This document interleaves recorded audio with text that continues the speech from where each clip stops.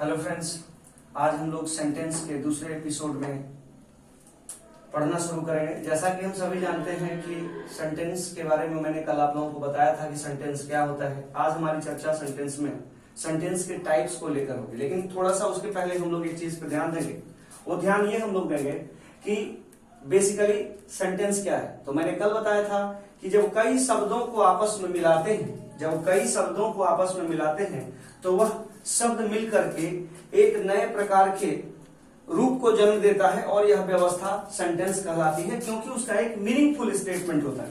Without meaningful statement के आप लोग जो है सेंटेंस को नहीं बना सकते। सेंटेंस को बनाने के लिए मीनिंगफुल व्यवस्था चाहिए।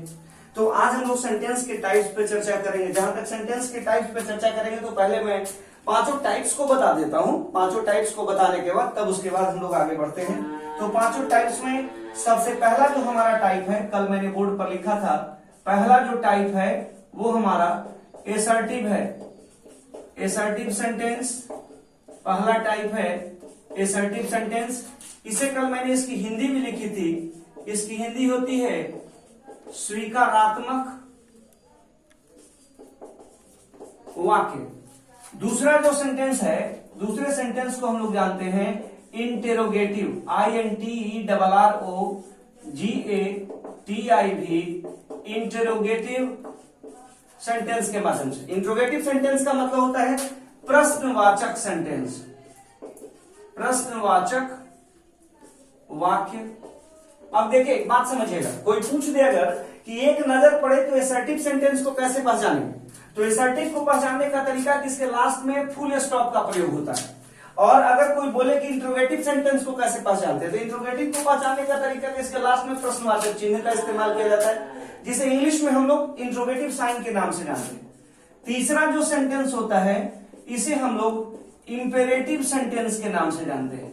इंपेरेटिव सेंटेंस के नाम से। इंपेरेटिव का मतलब क्या होता है? आदेशात्मक वाक्य।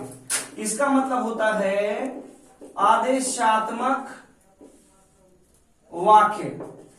आदेशात्मक वाक्य जहां पे ऑर्डर, आदेश, रिक्वेस्ट, अनुरोध, सजेस्ट, जिससे सजेशन बनता है सुझाव, ठीक है, इस तरह की चीजों की बात हो वो आदेशात्मक वाक्य होगा। चौथा जो हमारा सेंटेंस होता है इसे हम लोग ऑप्टेटिव के नाम से जानते हैं। ऑप्टेटिव सेंटेंस के माध्यम से। ऑप्टेटिव सेंटेंस का मतलब होता है इच्छा बोधक वाक्य। इच्छा बोधक का मतलब क्या होता है? जैसे मान लिया जाए कि मनुष्य के मन में बहुत सारी इच्छाएं होती हैं, तो जब मनुष्य के मन में बहुत सारी इच्छाएं होती हैं वो सोचता है मैं अच्छा से अच्छा करूं, लेकिन कभी अगर कुछ बुरा उसके साथ हो जाता है तो बुरा होने की स्थिति में वह काफी परेशान हो जाता है। या आप जब किसी को परेशान करते हैं तो वो आपको दुआ की बजाय क्या देती है? बद्दुआ देती है। तो बद्दुआ देने की स्थिति में उसे दिक्कत होती है, लेकिन इंसान जो कर्म करेगा उसी का फल तो उसे मिलेगा ना। पांचवा जो सेंटेंस है इसे हम लोग एक्सक्लामेटरी के नाम से जानते हैं। Exclamatory sentence. एक्सक्लामेटरी को क्या बोलते हैं हिंदी में? इसको हम लोग बोलते हैं विस्मयाधि बोधक वाक्य। विस्मयाधि बोधक वाक्य। ये 5 तरह के सेंटेंस हैं। मतलब कहने का सेंटेंस 5 तरह का होता है। सबसे पहला जो होता है उसे हम लोग एसर्टिव सेंटेंस के नाम से जानते हैं। दूसरा हमारा इंट्रोगेटिव सेंटेंस होता है जिसको हम लोग प्रश्नवाचक वाक्य बोलते हैं। तीसरा हमारा इंपेरेटिव सेंटेंस होता है, इसे हम लोग आदेशात्मक वाक्य बोलते हैं। चौथा हमारा ऑप्टेटिव सेंटेंस होता है, इसे हम लोग इच्छाबोधक वाक्य के नाम से जानते हैं। और पांचवा जो होता है उसे हम लोग एक्सक्लामेटरी सेंटेंस के नाम से जानते हैं, जिसे हिंदी में हम लोग विस्मयाधि बोधक बोलते हैं। तो विस्मयाधि बोधक, अब सबसे पहले नॉर्मली हम लोगों को यह समझना है कि अब हम लोग कैसे करेंगे। तो जैसे मान लिया जाए कल मैंने आप लोगों को बताया था एसर्टिव सेंटेंस के बारे में। एसर्टिव में मैंने ऐसा कहा था कि जिस सेंटेंस में यस और नो सेंस निकल गया है, यस और नो सेंस, इसको मैंने कल बताया भी था कि जिसका यस और नो सेंस निकल गया है वो हमारा एसर्टिव सेंटेंस है। अब एसर्टिव सेंटेंस को अगर तोड़ते हैं, सपोज करिए कि हम लोगों ने एसर्टिव सेंटेंस को तोड़ा, एसर्टिव सेंटेंस को तोड़ा, तो एसर्टिव हमारा 2 सेक्शन में टूट जाता है। पहला जो सेक्शन होता है इसे हम लोग बोलते हैं affirmative sentence. Affirmative, AFFIRMATIV, affirmative sentence जानते हैं, अफर्मेटिव। और दूसरा जो सेंटेंस हमारा होता है इसे हम लोग निगेटिव सेंटेंस के नाम से जानते हैं, निगेटिव सेंटेंस के माध्यम से। यानी ये सकारात्मक हुआ और ये क्या हो गया, नकारात्मक। इसे हम लोग हिंदी में क्या कर सकते हैं, सकारात्मक वाक्य बोलेंगे, और इसको हम लोग हिंदी में क्या बोलेंगे, नकारात्मक वाक्य बोलेंगे, नकारात्मक वाक्य बोलेंगे, सकारात्मक नकारात्मक।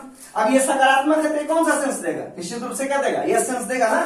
तो ये हमारा कौन सा सेंस देगा, यस सेंस देगा, और ये हमारा कौन सा सेंस देगा, नो सेंस देगा। यह यस सेंस देगा और यह हमारा क्या देगा, नो सेंस देगा।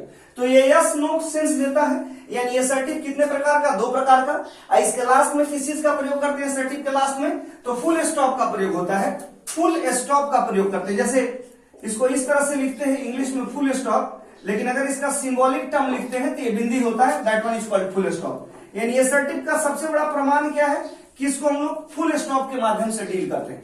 अब पहले इसको आप लोग नोट करिए, नोट करने के बाद हम लोग फिर जो है दूसरे सेंटेंस पे चर्चा हम लोग करेंगे, ठीक है। नोट करिए इसको, नोट किया आप लोगों ने, मिटाओ इसको, ठीक है। चलिए मैं इसको कंटिन्यू करता हूं। अब देखिए इसके बाद हम लोग बढ़ते हैं दूसरे सेंटेंस की तरफ। तो दूसरे सेंटेंस की तरफ बढ़ने के लिए हमें क्या करना होगा, सबसे पहले हमें दूसरे सेंटेंस में अब हमारे पास कौन सा आएगा, तो हमारे पास आएगा इंट्रोगेटिव सेंटेंस आएगा। दूसरा सेंटेंस हमारे पास कौन सा आएगा, इंट्रोगेटिव सेंटेंस आएगा। यानी दूसरा हमारे पास है इंट्रोगेटिव, INTERROGATIV, इंट्रोगेटिव सेंटेंस। अभी मैंने इसकी हिंदी बताई कि प्रश्नवाचक वाक्य। अब ये प्रश्नवाचक वाक्य तो है, प्रश्नवाचक वाक्य है, इस प्रश्नवाचक वाक्य को कैसे डील करेंगे, तो इस सेंटेंस को डिफाइन करेंगे कि the sentence which is used to ask a question, the sentence which is used to ask a question is called interrogative sentence। वो सेंटेंस जिसका इस्तेमाल प्रश्न पूछने के लिए किया जाता है वो हमारा इंट्रोगेटिव सेंटेंस कहलाता है। जैसे मैं बोर्ड पे भी लिखता हूं, मैंने लिखा कि the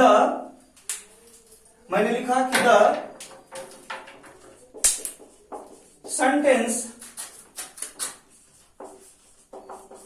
which is used to ask a question is called interrogative sentence। वो सेंटेंस जिसका इस्तेमाल हम लोग प्रश्न पूछने के लिए करते हैं वो हमारा इंट्रोगेटिव सेंटेंस कहलाता है। अब ये जो हमारा इंट्रोगेटिव सेंटेंस है, इंट्रोगेटिव सेंटेंस में एक चीज ध्यान देना होगा कि सबसे पहले हम लोग इसके एग्जाम्पल की चर्चा करेंगे। एग्जाम्पल क्या होगा, तो एग्जाम्पल होगा तो एग्जाम्पल की चर्चा करेंगे। जैसे हम लिखते हैं are you reading this book, क्या तुम यह किताब पढ़ रहे हो, are you reading this book. अब देखिए इसमें ऑक्सिलरी वर्ब कहां आया है, पहले आया। पहले आने की वजह से इस सेंटेंस में क्या हो गया, प्रश्न बना। जब इसमें प्रश्न बना तो इसके लास्ट में कौन सा चीज इस्तेमाल किया हमने, प्रश्नवाचक चिन्ह इस्तेमाल किया। दूसरा एग्जांपल होगा, जैसे मान लिया जाए कि हम लिखते हैं व्हाट इज, और उसके बाद हम लिखते हैं your name. What is your name का मतलब हो गया तुम्हारा नाम क्या है। तो तुम्हारा नाम क्या, यहां क्या लगा, व्हाट लगा। यानी दो चीजें हैं, यहां ऑक्सिलरी वर्ब से सेंटेंस को शुरू किया और यहां पे व्हाट से शुरू किया।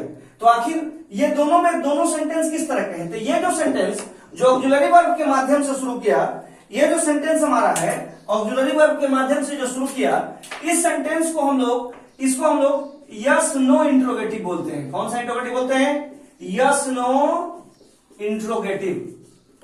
नो इंट्रोगेटिव सेंटेंस, क्योंकि इसका जवाब हमारे पास हाँ या ना में निकलता है।